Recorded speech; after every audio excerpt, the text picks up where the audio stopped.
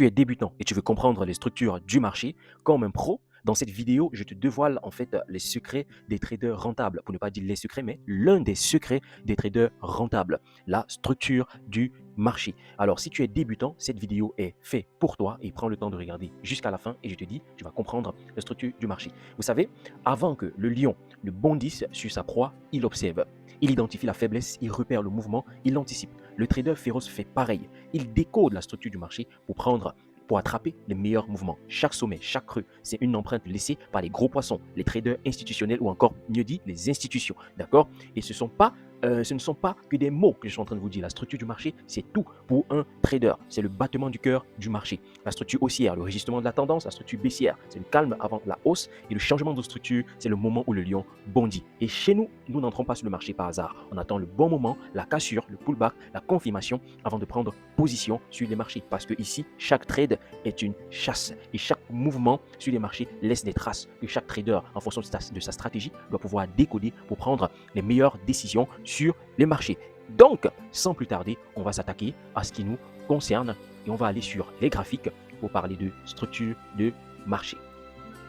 Alors, alors que nous sommes sur notre graphique, je vais te donner une version claire et essayer d'illustrer afin que tu puisses comprendre vraiment la structure du marché. Alors, comment est-ce qu'on peut définir une structure du marché ou encore une tendance du marché? Ok, on parle de structure du marché ou de tendance du marché. Et comment est-ce qu'on peut définir ça? On peut dire en fait que la tendance du marché nous donne la direction générale du prix sur une période donnée. Vous savez que le marché, c'est la rencontre entre l'offre et la demande, un lieu tout simplement où il y a des vendeurs et des acheteurs. Et donc, la tendance du marché nous indique qui domine le marché. D'accord? De façon générale, ça nous indique qui domine le marché ou encore ça nous indique qui est plus agressif sur le marché. D'accord? Et sur les marchés financiers, nous avons tout simplement trois tendances, d'accord, qui régissent le mouvement du marché. Nous avons la tendance haussière que nous avons ici, ce qu'on parle de bullish trend en anglais. Vous savez, c'est toujours beaucoup mieux en anglais. On parle de bullish trend ou de tendance haussière. On a tout simplement le prix qui monte progressivement, d'accord, et en faisant des hauts tout simplement de plus en plus haut. Nous sommes dans une tendance haussière. Et un haut, en anglais, comme vous le savez, high, d'accord, comme c'est marqué ici, on a high, on marque avec un H, d'accord.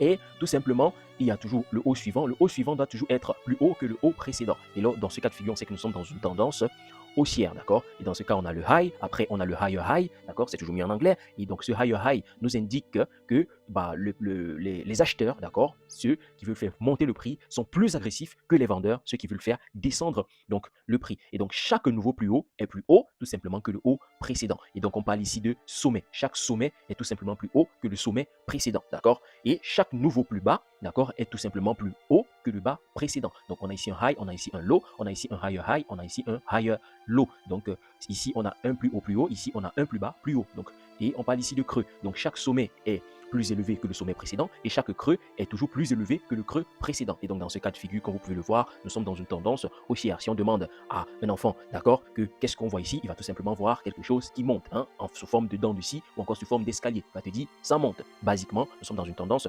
haussière, d'accord. Et bien sûr, la seconde tendance, tendance baissière, bearish trend, on a tout simplement des hauts qui sont de plus en plus bas et des creux qui sont de plus en plus bas. Donc des sommets qui sont de plus en plus bas, des creux qui sont de plus en plus bas, des hauts qui sont de plus en plus bas, des creux qui sont de plus en plus bas. Ok, on est dans une tendance baissière. C'est important que je le répète plusieurs fois pour que vous puissiez comprendre. Ok, et la troisième tendance qui régit les marchés financiers, c'est tout simplement la tendance neutre ou encore le range. D'accord, on appelle cela de trois façons. Il y a tendance neutre, range ou consolidation, d'accord? Chacun appelle selon sa sauce, mais c'est la même chose. Il y a ceux qui vont parler de tendance neutre, il y a ceux que vous allez entendre parler de range, il y a plutôt ceux qui vont utiliser le terme consolidation. Donc, quand vous voyez ces trois mots, il faut tout simplement que ça indique une tendance où le prix oscille de façon horizontale, d'accord? Le prix oscille de façon horizontale. Ça ne fait pas de haut de plus en plus haut ou encore de bas de plus en plus bas, ça fait particulièrement des hauts, d'accord, qui sont au même niveau. Comme vous pouvez voir ici, on peut voir qu'ils sont pratiquement d'accord au même niveau. Donc dans ce cas de figure, on parle ici de tendance horizontale parce qu'on a le prix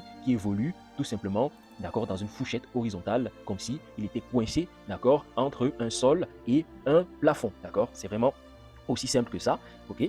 Et donc c'est vraiment important. Et il faut savoir donc repérer ces sommets et ces creux sur les graphiques pour repérer donc la tendance du marché, ok, c'est vraiment important. Et donc, si on vient ici sur les graphiques, ici on est sur le graphique du GBP USD, observez avec moi, on peut constater qu'on voit le prix qui évolue ici, dans ce cas de figure précis, on a un prix qui évolue en faisant tout simplement des bas de plus en plus bas, donc nous sommes en tendance baissière, et on peut repérer ça ici, voici un creux, ensuite on fait un sommet, ensuite, attends, on va changer la couleur, on va mettre une meilleure couleur, ok, voilà, donc je disais, ici, on va tout simplement faire un sommet, ensuite on va venir faire un creux, ensuite on va faire un nouveau sommet, ensuite on va faire un creux, ensuite on va faire un autre sommet, ensuite on va faire tout simplement un creux, hein, d'accord, un creux ici, ensuite un sommet, et derrière on va faire un creux, un autre sommet et un joli creux tout en bas ici. Comme vous pouvez le voir, ça nous indique que nous sommes dans une tendance baissière. Et pourquoi c'est important de savoir si on doit être dans une tendance baissière, dans une tendance haussière ou dans une consolidation? Parce que ça va nous permettre de connaître quelle décision prendre. Parce qu'en temps normal, si nous sommes dans une tendance haussière, on cherche des achats. Si nous sommes dans une tendance baissière, on cherche des ventes. Et si nous sommes dans une consolidation, quand on arrive en haut de la consolidation, on cherche à vendre. Et quand on arrive en bas de la consolidation, on cherche à acheter. Donc en fonction de la tendance, chaque trader adopte une stratégie. D'accord? C'est vraiment important. Ok? Ici, par exemple, on a le prix qui fait des sommets de plus en plus hauts et des creux de plus en plus hauts. Nous sommes donc dans une tendance haussière. C'est vraiment important. Ok? Il faut apprendre à repérer la tendance du marché. Il faut apprendre à repérer la tendance du marché. C'est très, très, très important pour prendre vos décisions de trading. Celui qui réussit à lire la structure du marché va pouvoir observer, va pouvoir avoir une bonne analyse du mouvement des prix et donc pouvoir prendre une meilleure décision en fonction de sa stratégie. Maintenant, un autre élément qui est très important, parce qu'il faut comprendre, le marché ne descend pas tout le temps et le marché ne monte pas tout le temps. Il arrive, ou bien le marché ne reste pas en consolidation tout le temps, d'accord? Il arrive à un moment où le marché finit donc par changer de structure. Il finit par changer de structure. Il va passer d'une structure baissière à une structure haussière, ou encore il va passer d'une structure haussière à une consolidation, ou encore il va passer d'une structure baissière à une consolidation, d'accord? Le marché ne va pas dans une même direction tout le temps, ok?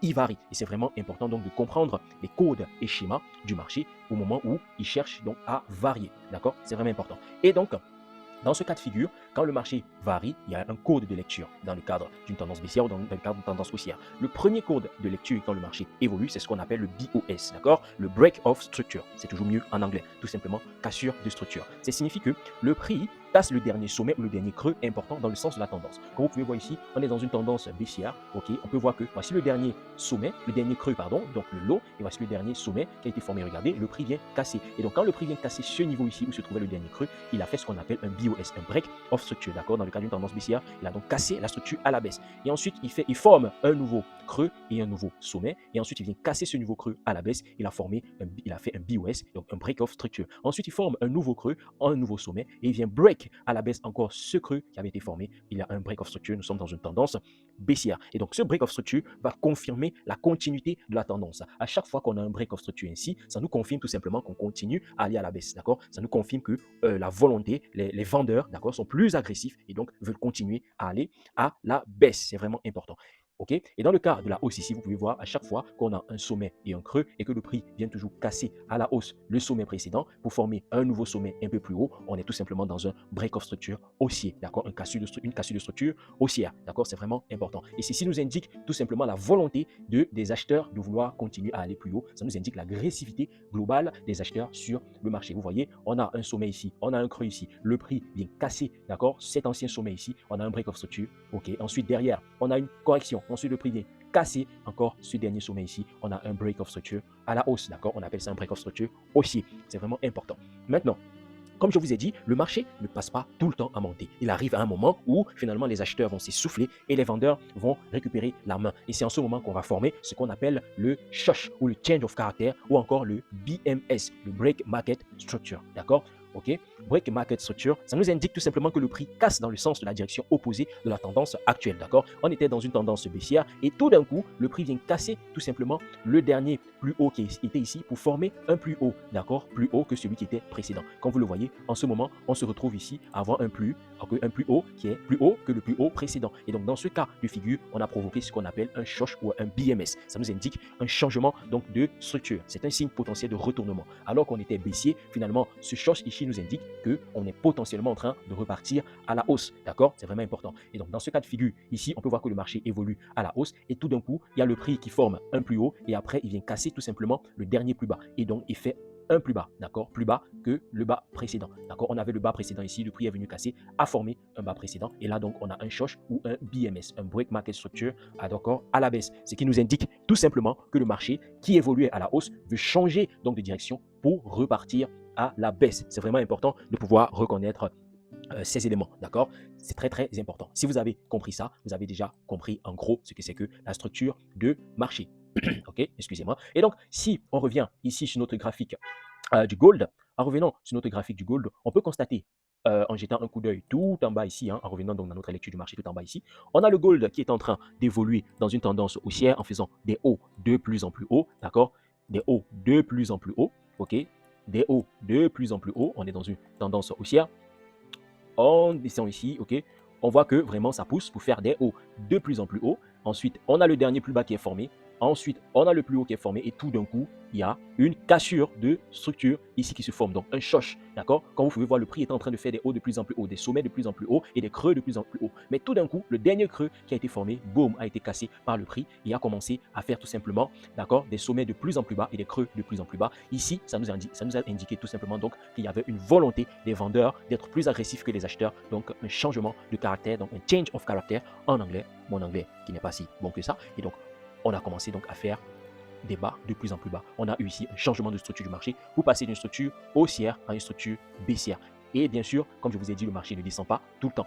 Et c'est ce qui s'est passé. Regardez ici, on a le prix qui évoluait à la baisse, et tout d'un coup ici, ok, alors qu'on évoluait à la baisse en faisant des bas de plus en plus bas et des hauts de plus en plus bas, ok, on était dans une baisse. Tout d'un coup, on a eu un change of caractère ici pour nous indiquer que la structure du marché a changé pour passer à la hausse, d'accord, ce qui nous a valu de saisir une belle opportunité à l'achat sur le gold. C'est vraiment important. Est-ce que vous avez compris donc ce que cet outil de structure du marché, c'est une merveille. Pourquoi? Comme je vous l'ai dit au tout début, réussir à détecter la bonne structure du marché va vous permettre de connaître, d'accord, quelle est la direction générale du marché. Et si vous connaissez quelle est la direction générale du marché, cela va vous permettre de saisir les bonnes opportunités dans le bon sens, d'accord, du marché. Et donc, ce qui serait votre devoir maintenant, ce sera de repartir donc sur vos graphiques, sur TradingView ou encore sur MetaTrader, ça sera d'aller sur vos graphiques et d'essayer de repérer les tendances du marché. C'est vraiment important parce que la théorie, avoir regardé une vidéo comme celle-ci, c'est une bonne chose, ok, mais si vous n'appliquez pas, alors ça ne servira à rien du tout. Je le répète encore, si vous n'appliquez pas, ça ne servira à rien du tout parce que comme je le dis toujours, c'est bien d'avoir la théorie, mais la pratique est mieux. Si vous regardez une vidéo et que vous ne pratiquez pas, alors ça ne servira à rien parce que vous n'aurez pas concrètement compris. C'est en pratiquant par vous-même que vous allez intégrer ce que je veux vraiment dire, d'accord, ce qui est vraiment important, et c'est en ce moment, d'accord, que vous allez comprendre le marché. D'accord, c'est vraiment important. Allez devant les graphiques par vous-même. Et quand vous arriverez devant les graphiques par vous-même, vous comprendrez concrètement ce que je veux dire. Ça, c'était là, dans cette vidéo, nous avons vu donc la version facile, la version débutante des structures de marché.